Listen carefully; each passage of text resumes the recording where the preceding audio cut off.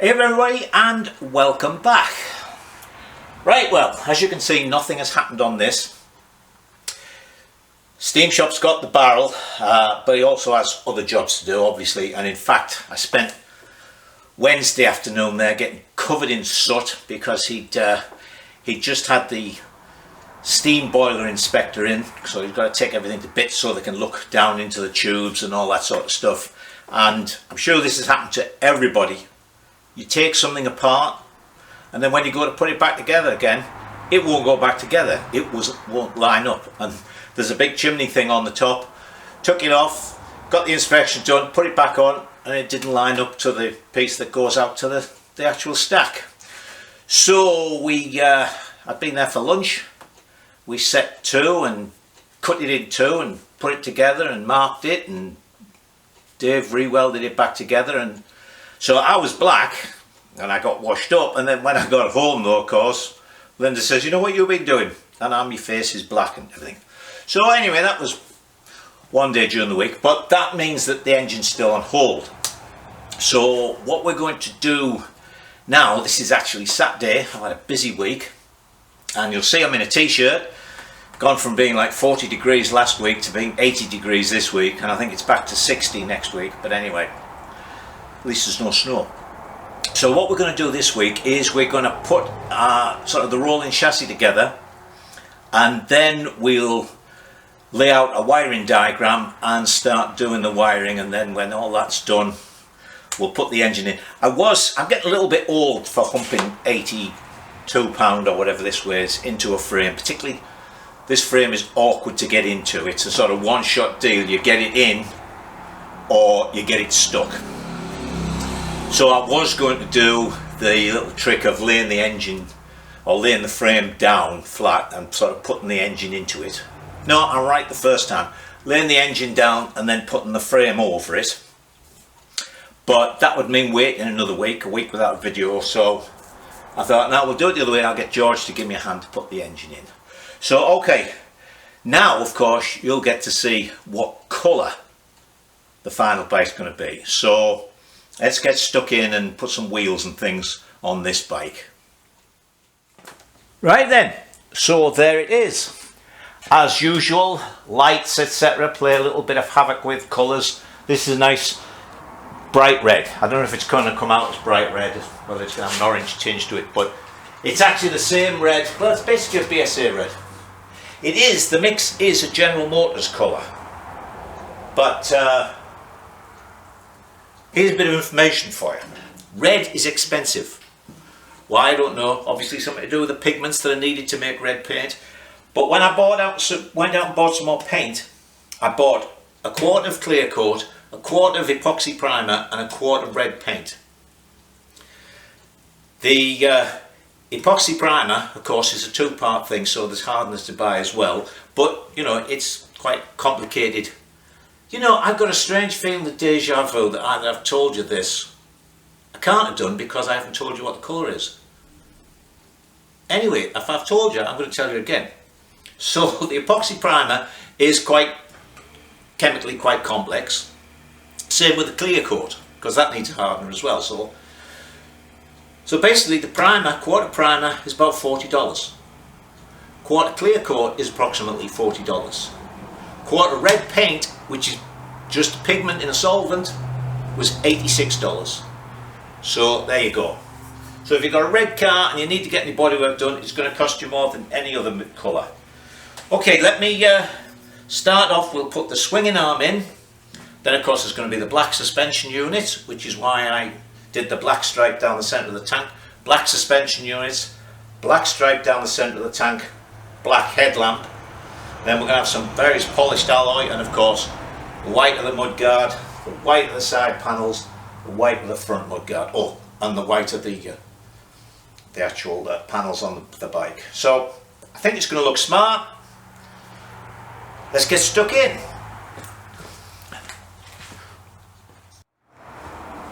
Right, well, there's a whole bunch of bits on these swinging arms, and before you eagle-eyed people tell me I haven't got the two grease nipples in underneath, because I don't have them, but they are underneath. I can get at them quite easily, put them in, so don't worry. So for the moment the bearings are greased.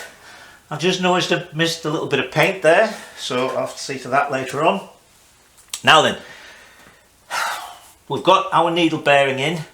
That's going to go in, which is what the actual spindle part goes through, so that the bearing runs on this and not on the spindle. Then there's an oil seal that goes in the end, or a grease seal. Then we have this piece that goes on with its thrust washer on the end. Then we can put the whole thing through. Now this goes in at the top like that, and just as the engine could be an absolute bugger, so can these.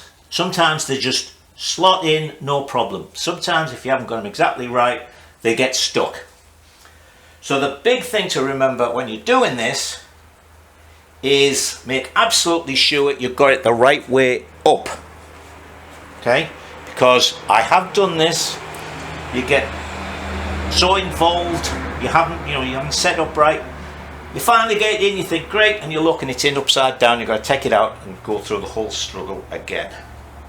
So, as I say, I've already greased that, so that goes in there, like that. And that is going to go in there, like that, with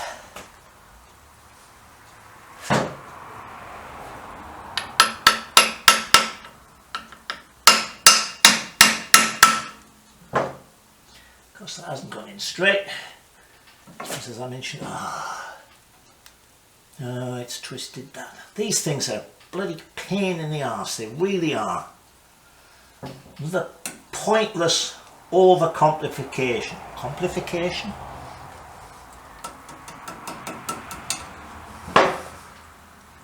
I'm going to stand this on its end to do it. Let me put the oil seals in both sides and then I'll come back to you. Right, well, so I've made a little drift, a sort of collared drift, because these things are so flimsy. So there, now I've got it in. See, I made drift just big enough for that. So let me do the one on the other side and then we'll put it all together. Right, well, actually the second one went in really easily. I should have made that thing up before. So once they're in, you can push the centre pieces in. I think it's a bit overkill because you've got this cap here. I don't see the grease coming out. Anyway, cap goes on with its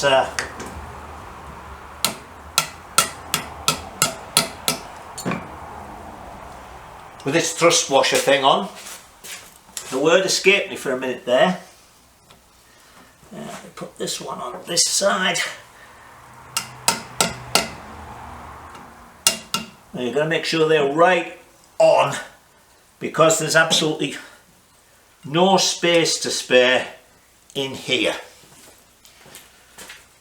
So now you get to see me probably struggle, although, you know, keep our fingers crossed, it could just slide in, but I doubt it very much.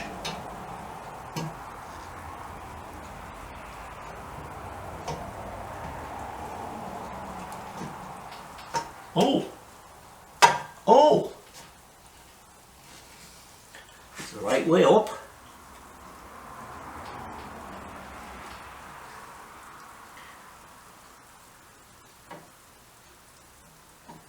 I'm just feeding this in. I think I've got you so you can't see this, haven't I?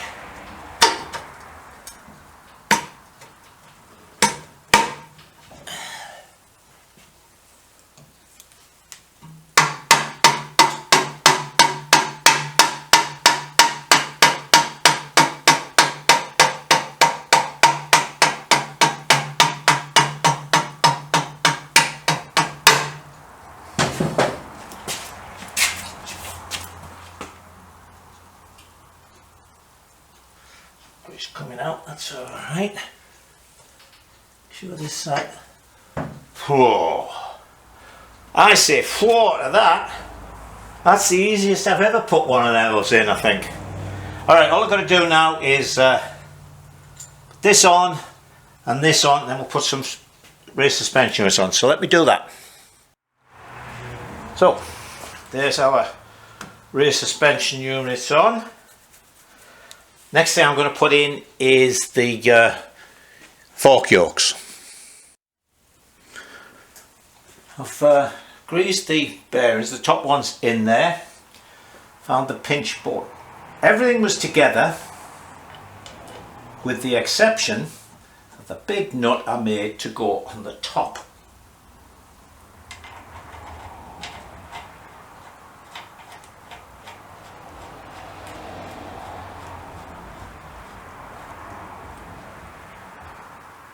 So that goes on there like that. Found another bit of paint I missed.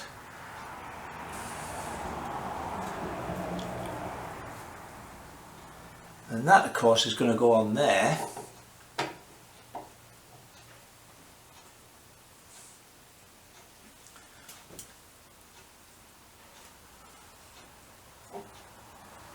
So, it's a bolt, it's not a big nut. So I've got a bolt and a washer somewhere, let me find that. Right, well I couldn't see for looking. It was exactly where it was supposed to be.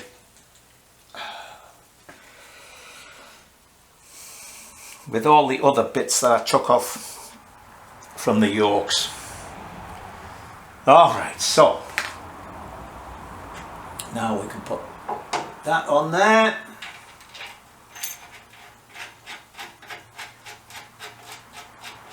That in there. All these bolt holes for the pinch bolts and stuff, I've just run, there we go, run a tap through all of them. Okay, so I found a run here. Yeah, odds and sods, I've got a touch up on the paint. You know, hang on. Yeah, it's as big as it'll go. Painting frames, I've hung them up like this, I've hung them up vertically, I've hung them upside down. There's always somewhere you miss. It's just, and this one I was so careful, I even switched the lights off in the paint room and came through with my little, this little light, and I went down and I looked and still managed to miss a couple of bits. Okay, for forks. Now I actually took the precaution this time of masking the insides of there, because normally I forget and then I've got to sand them out to get the forks in. So let's have a look, see what happens now. Whoa.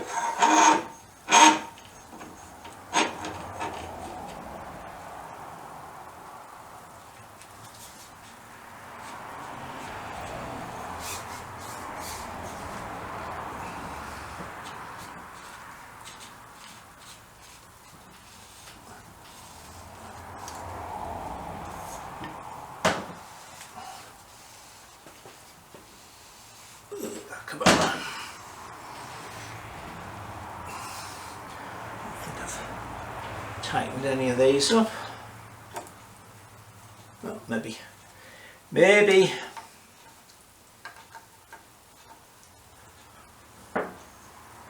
Ah, there you go, see? All it needs is one to be a bit tight.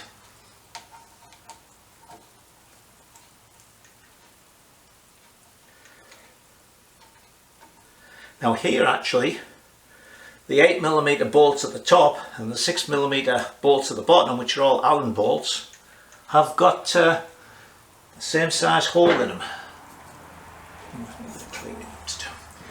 Alright, let me put the other one in. Sure I haven't tightened that up.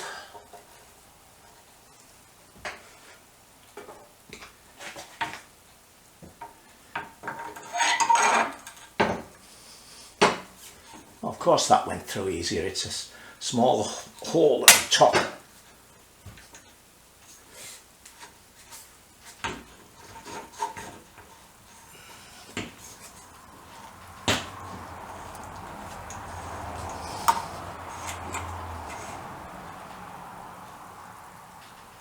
There we go.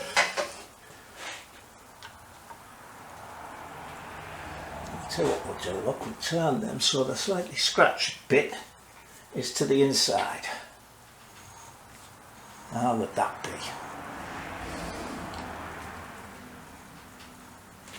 Okay, and I'll do that with the other side. So let me tighten these up. So the next thing we're going to put on is the rear mudguard and this loop, because I want to put some weight to the back. Then we'll put it on the little lift thing and we can do the front end without it falling towards the forks. So let's see what we can manage here. That's got to go inside there.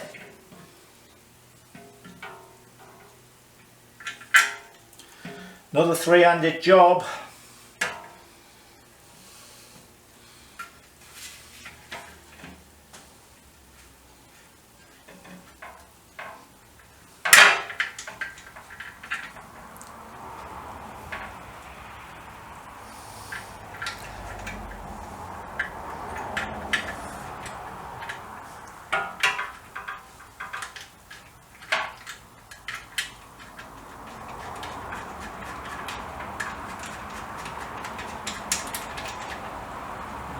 One.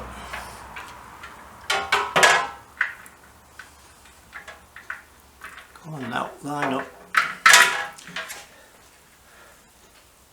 Dave's chimney again.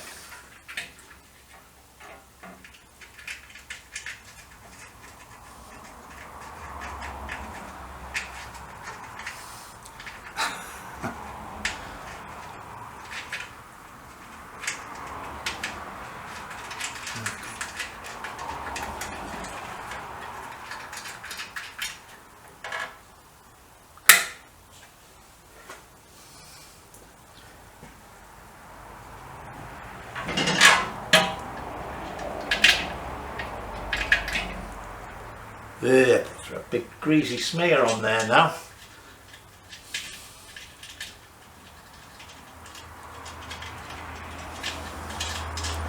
Bit of polishing of the clear coat there. And the last of these four. And it goes in.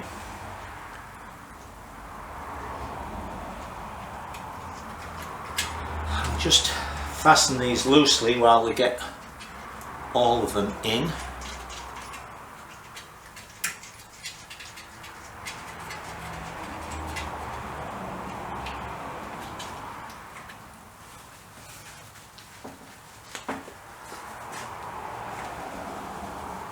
Okay. And then this goes on here in between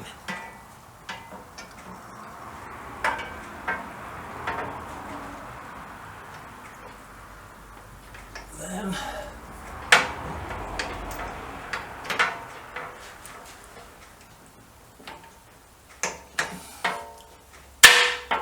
Oh, that's too long.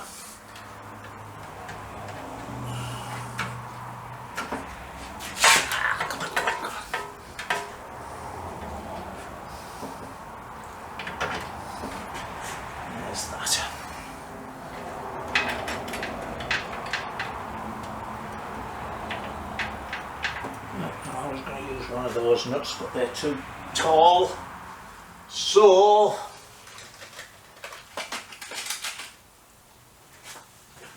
I was going to use a, actually you idiot, push the bolt in a bit and then the nut will go in, won't it? I've used the nylock ones on the inside of here because they're, once the saddle's on and everything, they're difficult to get at, and this way I'll be certain they're not going to come loose. Alright, that's that.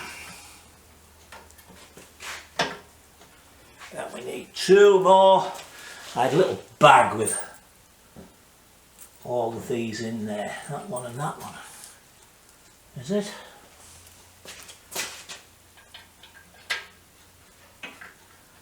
Yeah, I think I'm slightly wrong on that. Alright, let me find the other couple of bolts and put them in.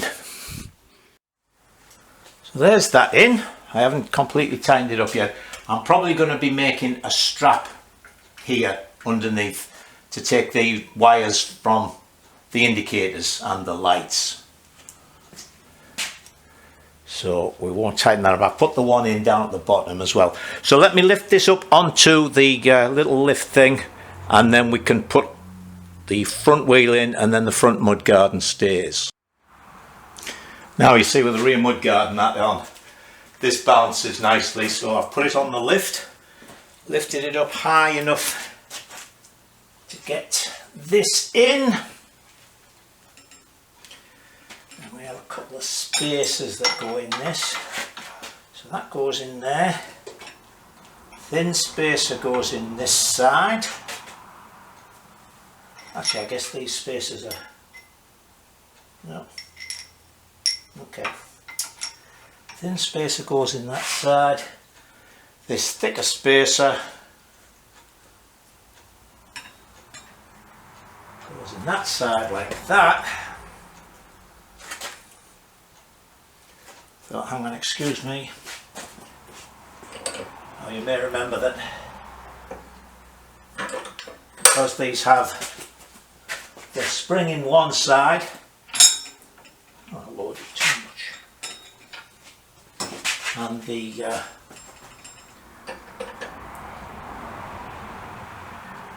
damper in the other side, the one fork sticks down more than the other, a little bit, because one's under tension and the other one isn't. So I know I'm backwards and forwards here, but there we go. So we'll get that one in there like that.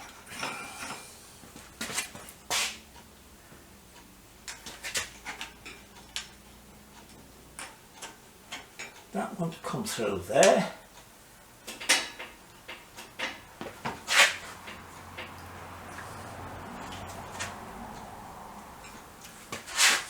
Right, a little bit of weight on this.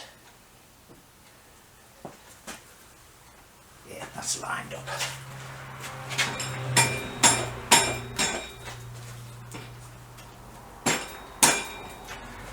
Little rubbery hammer. Now of course with this wheel spindle you can't just batter it through because the spindle's made of alloy, so the threads won't take a lot of abuse coming through.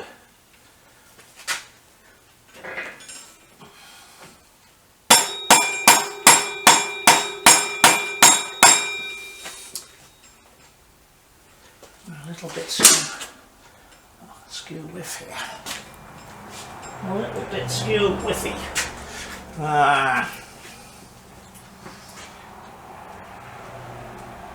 Pull this down so I can get a little bit more leverage on it. Actually, I shouldn't be pulling that, should I? I should be pulling this.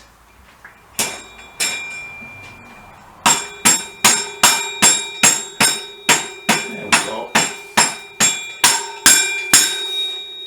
There we go.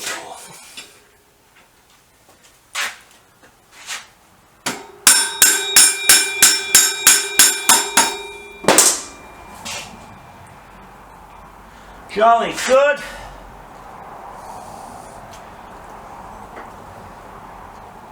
Just clamp this end up. Now again, for the eagle-eyed amongst you, don't worry about not seeing me tighten bolts on final assembly, because when I'm finally assembled, I always start at the front and go right through the entire bike and make sure every bolt and nut, etc. is tightened up. Right, so there we go.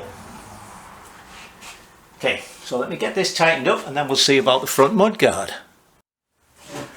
Right then, so now we will have the front mudguard.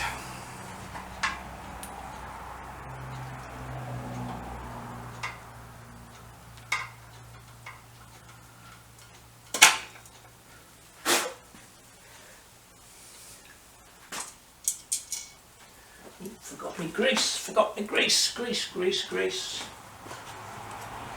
Oh, there it is, right there.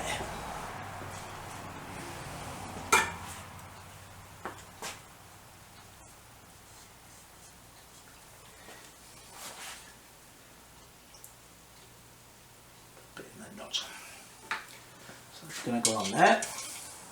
You know, I was torn between doing these in red and doing them in black. In the end I decided on red.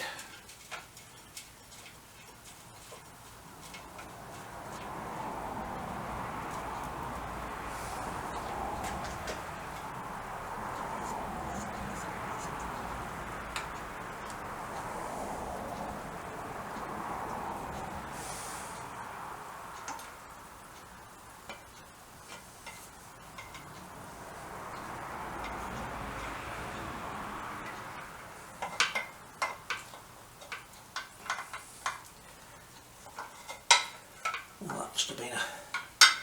Tell you what, let me put that on after I've put this on.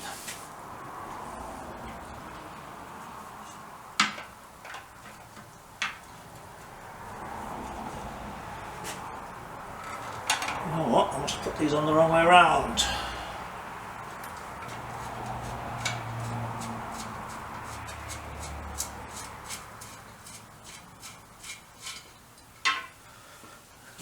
These being not much different in length. Let's have a look. Yeah, no, that's the one that goes there. Okay.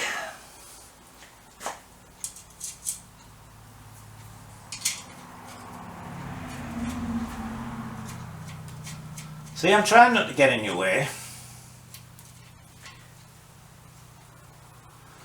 Excuse me, the leaves go.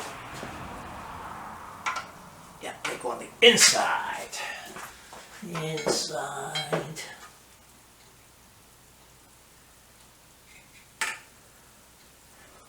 Boom, boom, boom, boom, boom. Comes up there. Nothing through there.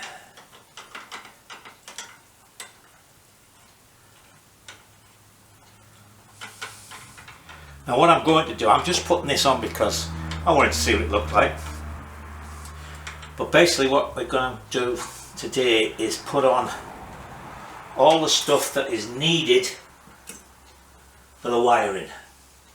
So for instance, I'm not going to put the back wheel in, the chain, all that sort of stuff. I'm not going to put the brakes on. I'm going to get the wiring diagram sorted and start putting the wires on.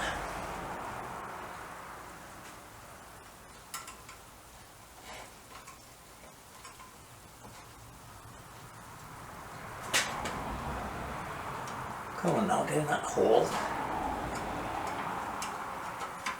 There we go.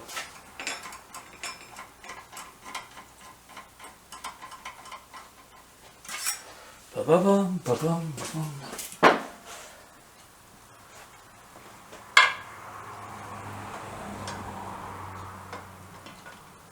Yeah, there we go.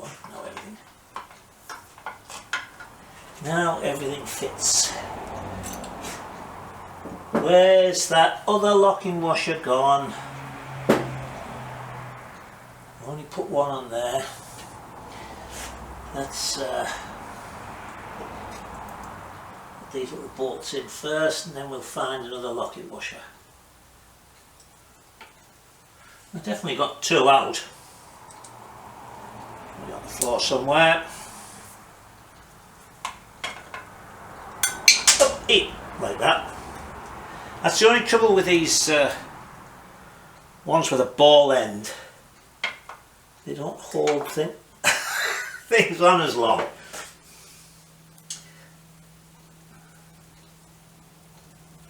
Still, it's giving you a good laugh if nothing else, isn't it?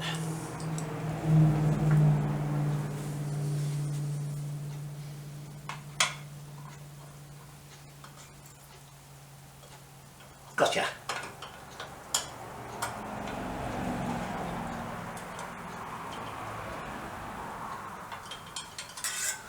That one.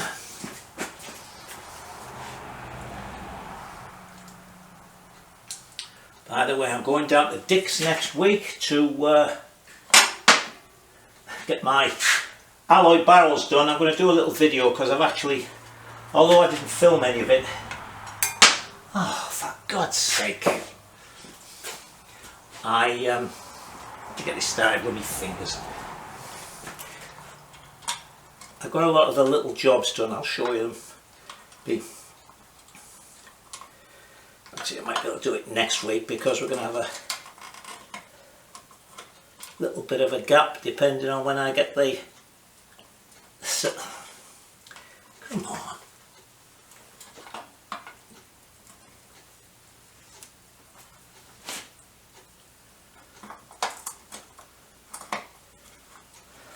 There we go. What was I saying?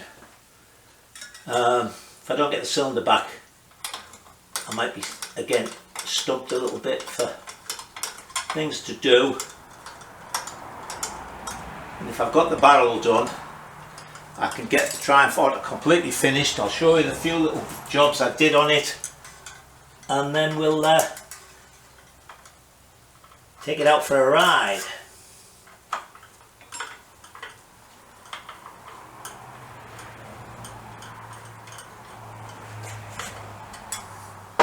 Right.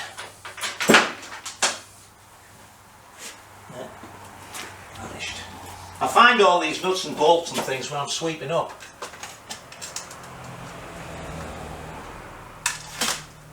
Oh, I think that all looks quite nice.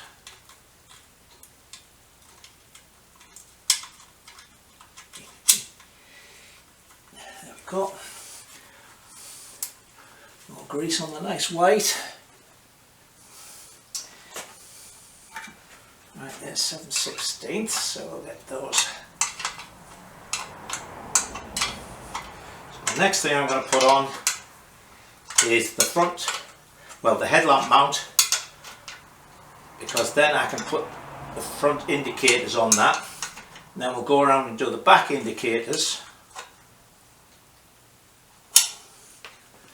And that way we're moving along. See, I made that. I remember I made. Ugh. Got some drips, clear coat drips. But what I'll do with those is you get your Stanley knife, sharp knife, and you cut them off, and then you sand it with some very fine wet and dry, like 1200, something like that. And then polish it.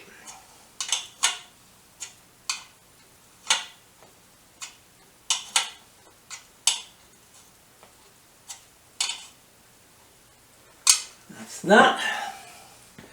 Tighten these up.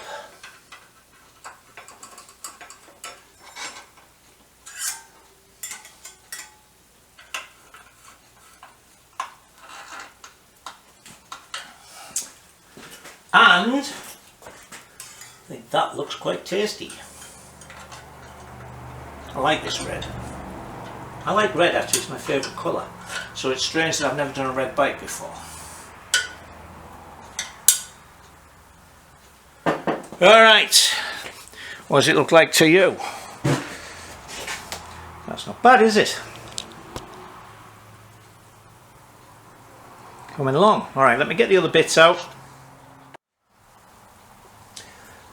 There's the headlamp mounts on, and as you can see I actually painted the inner part in red, but I wanted those to match up with this.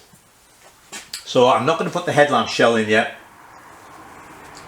because it'll get in the way of some of the wiring. So the next thing I'm going to put on are the speedo and the handlebars, because there's lots of wiring involved with them.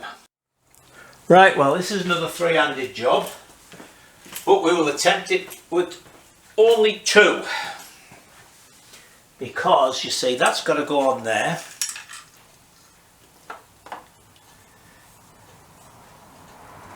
and then the bottom one of those has got to go on there,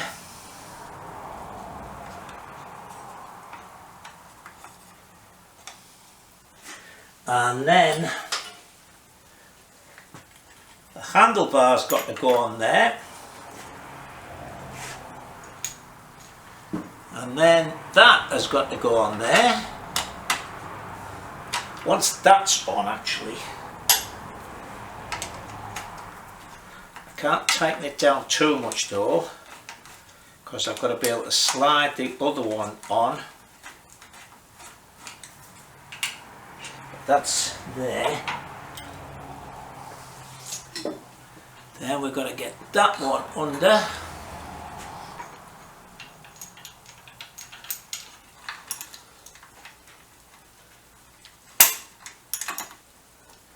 That one on. Actually, that went on a lot easier than I thought it would. Now the other, I need to be able to get these switches under here, so that's why I'm not putting this the headlamp shell on. That doesn't need to have anything sort of set up to it, so let's get ourselves set up here using the knurling that's on the handlebars to help with the grip.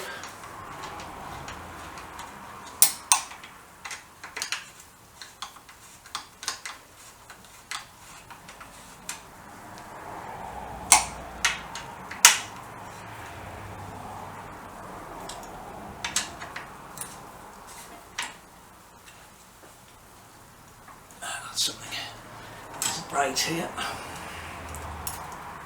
That handlebar isn't down in the clamp, as you can see. There's a big gap under there. Oh, I know what this is. Hang on. These are not symmetrical, these clamps. Yeah, I'll put that one on the wrong way around.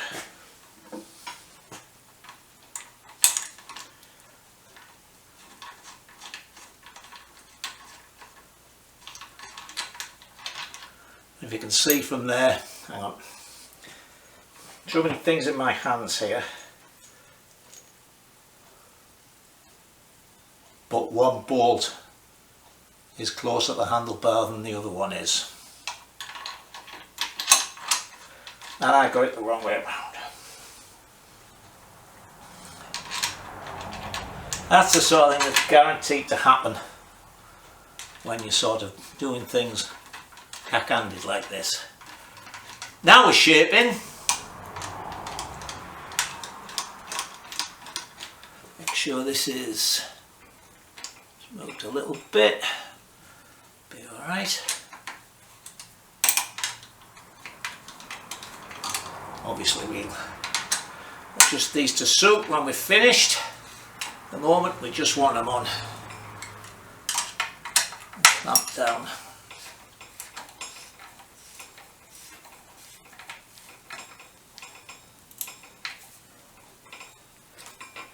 Right, that'll do for that. So the next thing is these indicators. Now two of these, I cut the mounting bolt shorter. That's it. So that it didn't interfere with the headlamp shell.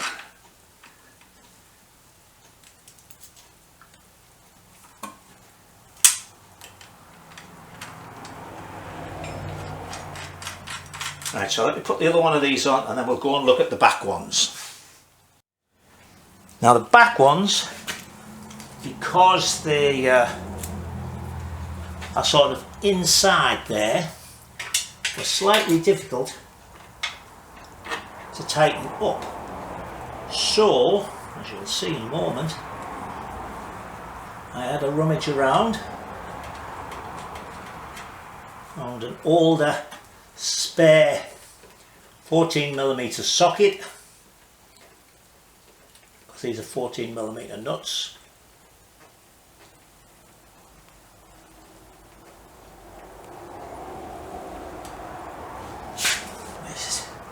And I made myself a little tool.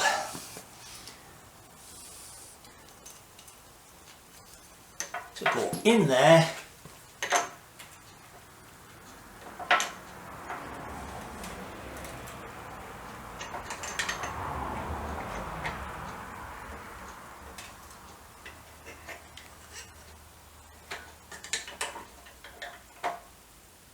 Like that. Okay, so again, let me put the back one on, then I think we'll put the rack on. Right then, let's see if this will go on. So, it's going to go in there.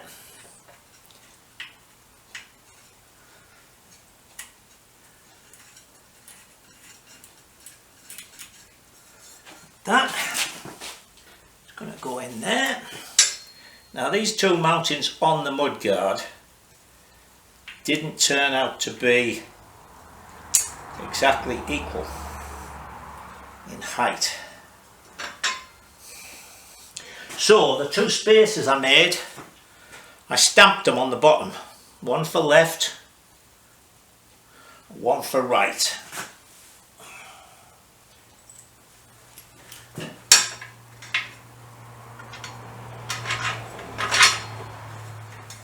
That should get everything nice and level.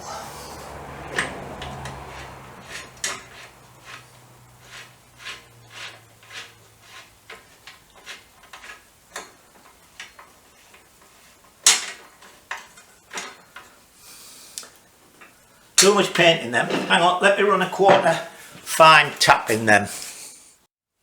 Right, try again.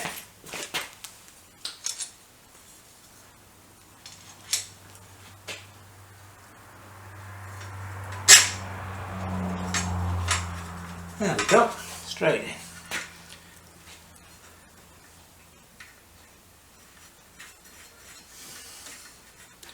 Done all the others, I forgot about these.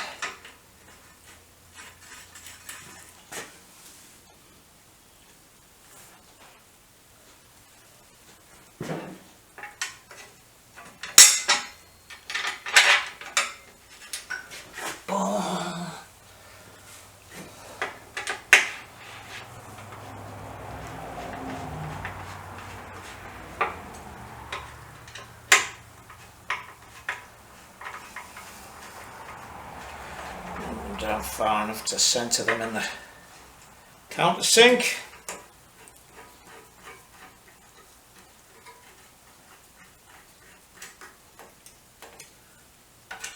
And then we'll tighten them down.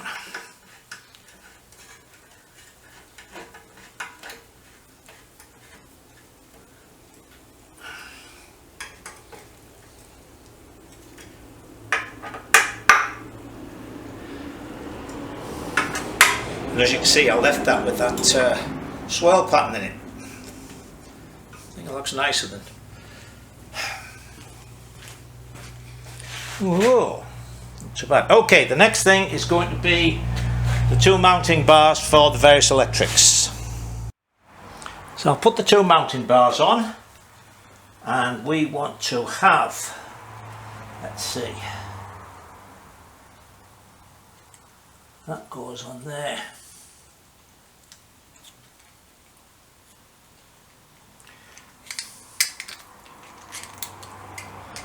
That one goes on there. Actually, that needs to be a longer.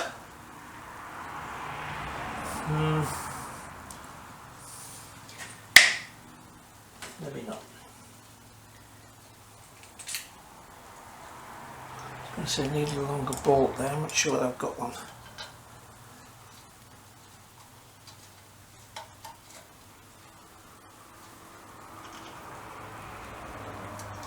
That one there.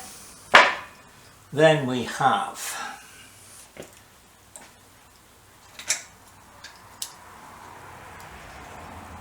there we are. Don't tell me I've welded a 5/16 nut on there.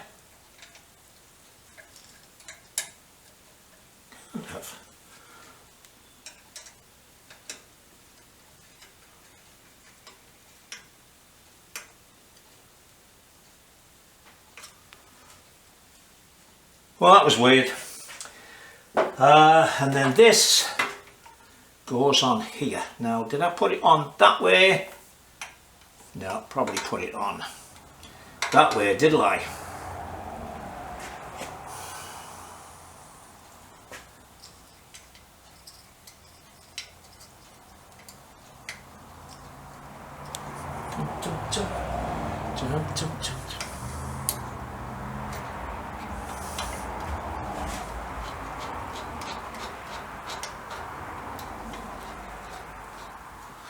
There, and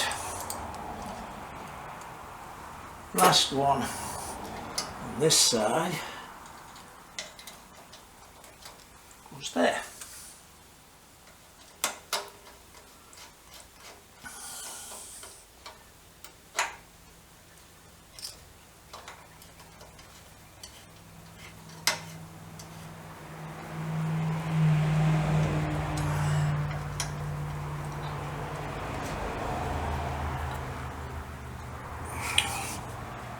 Alright, so let's go around to the side. And on this side we have the terry clip thing for the power pack.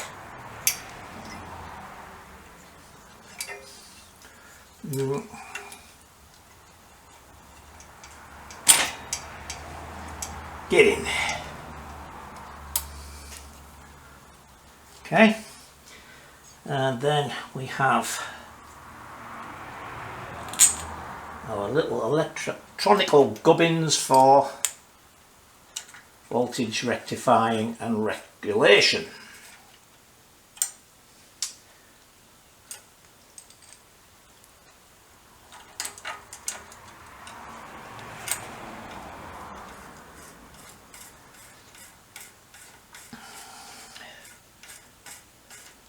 The other side, I don't know if I mentioned it, of course, we had the CDI box for the ignition coil, and the special little flasher unit for the LED bulbs in the flasher.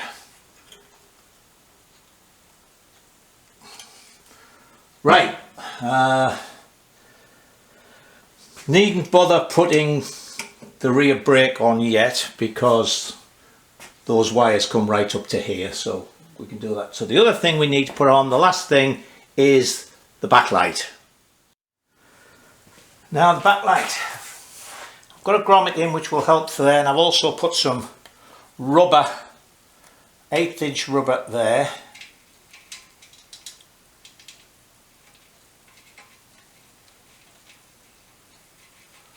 And this does have a nice sheath on it as well, so there'll be no problems with wires chafing. I'm just hoping I've put long enough bolts on here actually.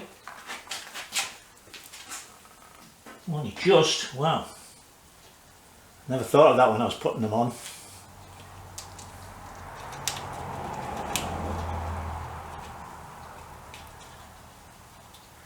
Yeah, I can always take it apart, cut them off and put longer ones on, but I don't want to.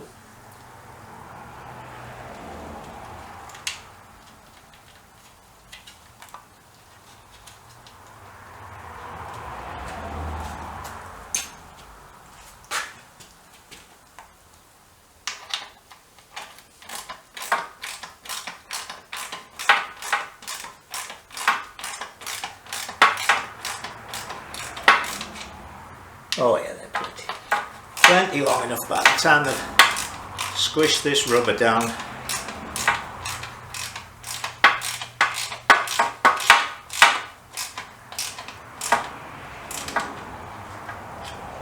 Yes, nice.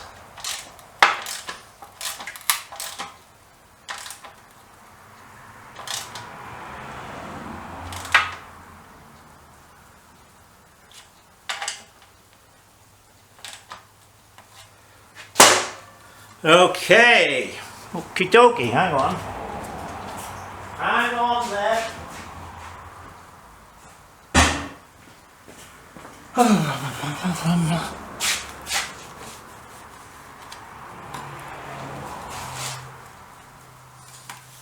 Very good.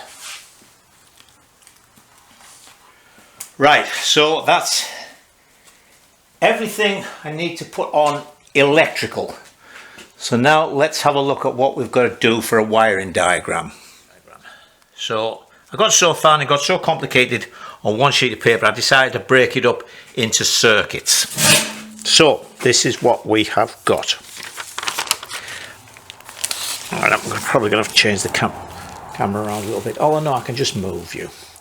All right, so ignition circuit is pretty straightforward. We've got 3 wires that come out of the unit where the alternator was, goes into CDI. I was watching the video earlier and I keep calling it CDU. Anyway, CDI.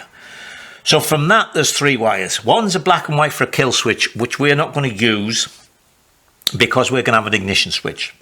I mean, you could wire it up if you wanted, but the ignition switch is going to be right there. So normally what we would have is the black going to the coil and to earth as it is, and the orange going to the coil. But what we're going to do is that orange, we're going to take it up to the ignition switch, and then when the switch is off, this circuit will be dead, so the bike won't run. When the ignition switch is turned on, I think I got that wrong as well in the video, we've got a circuit through to the coil as should be. So that's dead easy. Right, next thing is the lights. Okay, so we've got the generator again. There are 2 yellow wires which go to the regulator rectifier, and from that we've got a red and a black which would go either to the battery, or in our case, as on the C15, we're going to put it to a power pack. It's got red and black going in, red and black coming out. Black goes to earth, and as usual all these earths are going to go together on the engine. We're not going to use the frame for the earth, or the ground as they would say here. So the other red is going to go up to the light switch. When the light is turned on, we're going to have a green which goes down to the rear light, so that will be on whether it's high or low beam. And then there's a yellow one from the dip switch which has white to low beam and dark blue to high beam. It also has another wire because it's built into the top of the dip switch.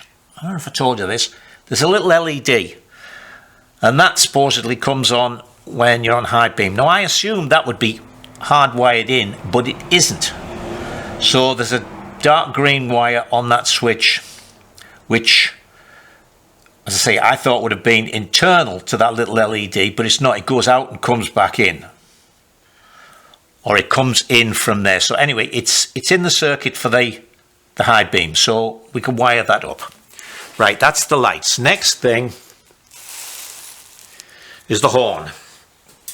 Now, the horn switch in that handlebar switch isn't the type, you know, like the little button ones that just earth it, where you would have power going into the horn, then out to the switch, and when you press the switch, you earthed it, so the horn worked. This is an in and out. So here, we're going to be on, coming off the light switch, on the side that's connected to the power in, all right? So the other side of the light switch is the one that's going to go for the lights. So we're going to come off the light switch into that handlebar switch on a light green wire, and then we're going to come out on this black wire, go to the horn, and the horn will go to earth. So that way we've got power. It's almost backwards to the button type. The button type, you put power into the horn and then earth it through the switch. This time we're going to put power through the switch to the horn, and then it'll be the horn itself will be earthed. So when you're not pressing the button, there's no power going to the horn. When you do press the button, it goes through and goes to earth. So that's that. Right, next we have the indicators. Again, pretty simple. We've got 4 indicators, left hand side, front and rear, right hand side, front and rear. We've got a flasher unit and we've got the switch. And the way the switch works is power comes in with, well, let's go this way. We feed power into the flasher unit. When nothing's being touched, it's just a dead end in the switch. When we click to the left, the flasher unit has got a circuit through it now to the bulbs in the indicators, so it'll start flashing on the left. And then exactly the same for the right. comes through. When it goes to the bulbs, we've got a circuit, so the flasher will start working. And finally, the brake lights. And the brake lights are really easy. And fortunately, why they keep doing this, I don't know. Both of these switches just have 2 red wires. If they'd made a red and a black, or a red and any other colour, would have been nice. But anyway, this is really simple. We got power going to both switches all the time. But until you pull the brake lever in or press on the brake pedal at the back, there's no circuit. Once one of them's activated, power goes through, and we're going to have a brown wire. So we've got green and brown at the back to the brake light. The brake light obviously goes to earth. So as I say, that's really simple. Power into the switch, work the switch out to that, and they're just on one circuit. Okay, so that either of them can be worked. So that's it. Now, that handlebar switch, you may remember, had all those wires, and it had a multi-pin connector, and then they gave you another multi-pin connector with just tails on. Well, the one coming from the handlebar switch, which I've just put there as dip switch, these wires coming out of here are so long that it's pointless putting that multi-connector on, because I can just cut it off and all these wires will reach to exactly where I want. So instead of having this come out, go into a multi-connector, other side the multi-connector, and then that go to single wires with bullet ends, we'll just cut the multi-connector off and put the bullet ends on there, because there's plenty of wire. So that makes that reasonably simple. So, I know I've got orange wire, I know I've got brown, I think I've got green, I think I've got white. We shall see what's what. Okay. Right, so this is all I've got time for this week, and that battery is just about to pack up on me. So next week we'll start making the wiring, and I was going to show you this week, but next week I'll show you some bits that have come back for the Henderson and update you on that. So I'm quite happy with the way this is looking. So until next week, stay safe and enjoy yourselves.